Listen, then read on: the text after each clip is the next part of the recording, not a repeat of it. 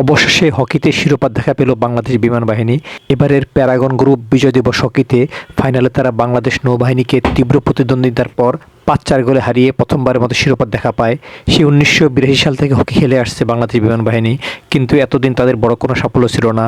শুধু গতবার তারা বিজয় দিবস হকিতে এই নৌবাহিনীর কাছে ফাইনালে হেরে রানার্স আপ হয়েছিল, সেটি ছিল এতদিনের বড় সাফল্য।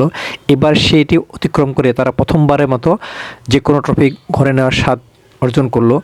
আর আসরের সর্বোচ্চ গোলদাতা হয়েছিলেন আশরাফুল ইসলাম, আর সেরা খেলোয়াড় হয়েছেন সোহানুর রহমান সবুজ। চ্যাম্পিয়ন বিমান বাহিনী দলের কোচ ছিলেন হেদায়েতুল ইসলাম রাজীব। শিরোপা জয়ের পর তিনি জানান, এই টিমটা কয়দিন ধরে নার্সিং করছেন আপনি? আমি গত 3 বছর ধরে সিনিয়র ন্যাশনাল টিমে 4 জন, আর আমরা রকি আছে 4-5, আর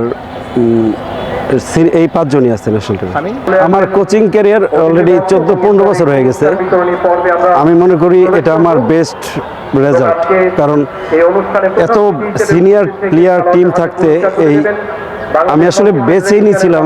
যখন আমার কাছে অফার আসছে, সিভি চাওয়া হয়েছিল, আমি আরেকটা টিমের কাছ থেকে পাইছিলাম।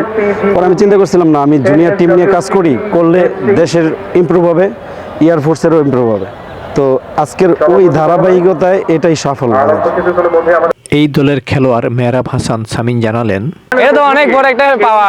আমি যখন এই টিমে জয়েন করি তখন আমি বলছিলাম যে ভাই, আজকে এবার যদি টুর্নামেন্টে আমি চ্যাম্পিয়ন হতে পারি, সেক্ষেত্রে আমার বছরে কিন্তু পুরো বছরটাই অনেক ভালো যেতেছে। আমি সিঙ্গাপুরে চ্যাম্পিয়ন হইতেছি, আমার ওয়ার্ল্ড কাপ কোয়ালিফাই করেছি, আপনাদের টিমে জয়েন করছি, জয়েন করার পরে আবার এখানে একটা চ্যাম্পিয়ন অ্যাচিভমেন্টটা, বছরটা শেষটা অনেক ভালো যাচ্ছে।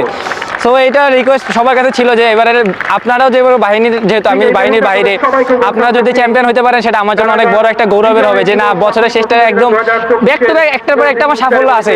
সেই হিসেবে আমি অনেক লাকি, অনেক।